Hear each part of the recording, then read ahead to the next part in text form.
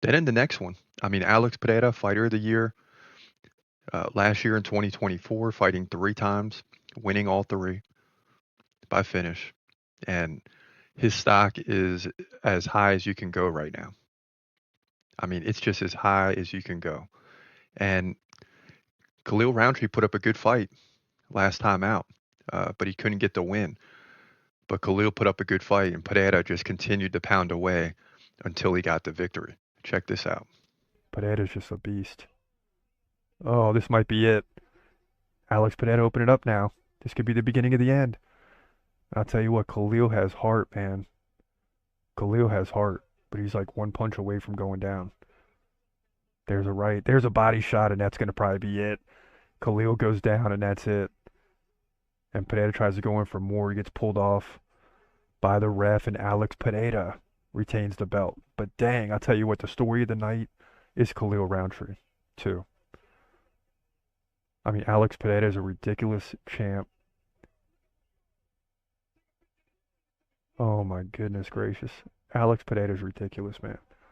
He's going to move to 12-2, and he withstood he withstood a barrage from Khalil Roundtree, right? He withstood it, and just over time broke him down. But Khalil Roundtree has tremendous heart.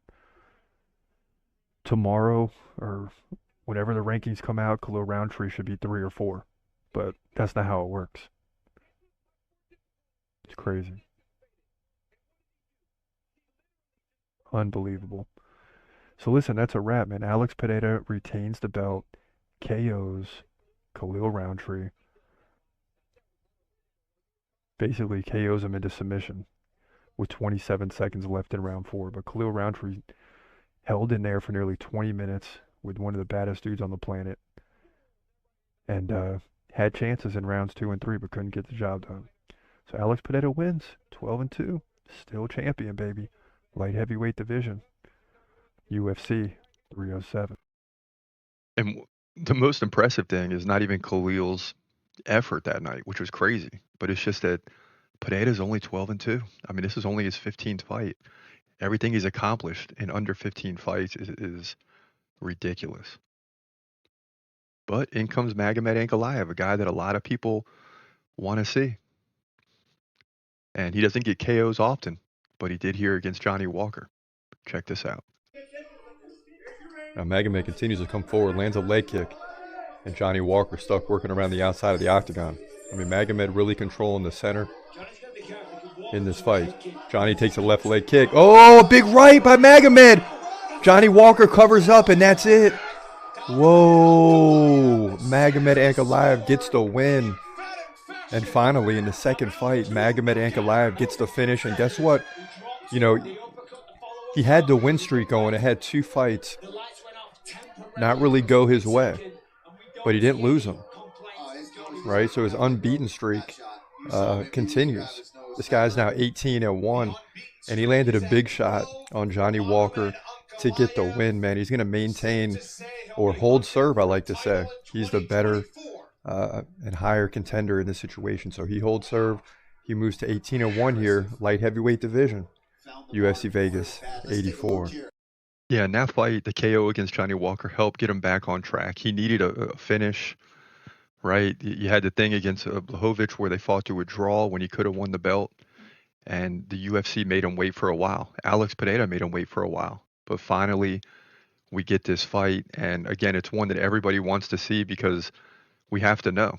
I mean, this is the last guy standing before Pereira can say, "Hey, I've cleaned out the division. It's time to let me fight John Jones or Tom Aspinall." But can he do it? I'm not so sure. Let's get into the pick right now.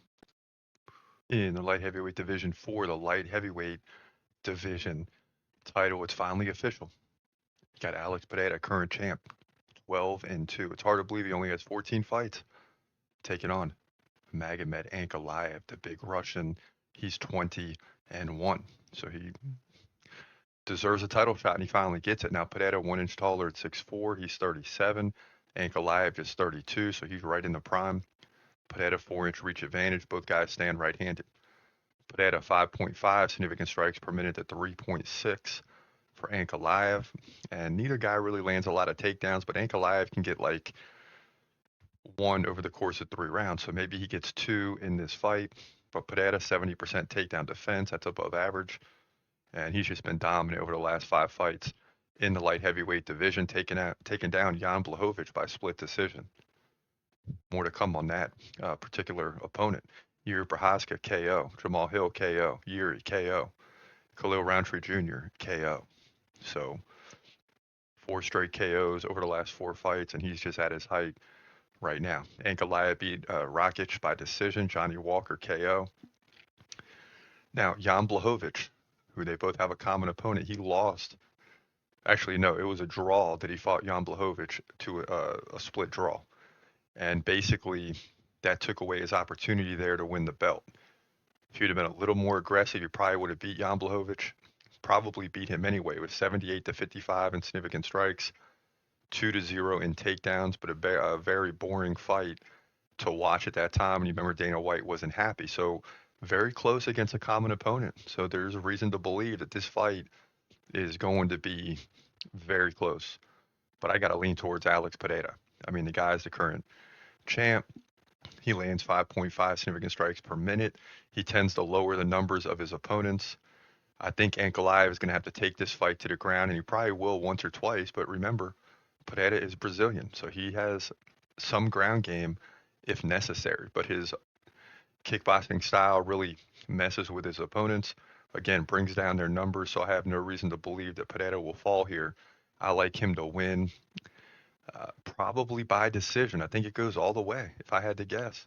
But Pereira wins on the feet, defending takedowns. Maybe he gives up one or two, but he dominates on the feet to move to 13-2 and retain the belt here, light heavyweight division, UFC 313. Yeah, and I'm not going against Alex Pereira. Listen, he's number 3 on our dude list for a reason. I mean, this is a bad dude, and I'm going to have to see it to believe it, right? I'm going to have to see it to believe it. And right now, I'm not believing that Ankalaev could beat Alex Pereira. So I got no choice but to go with the Brazilian. And I have no problem going with the Brazilian.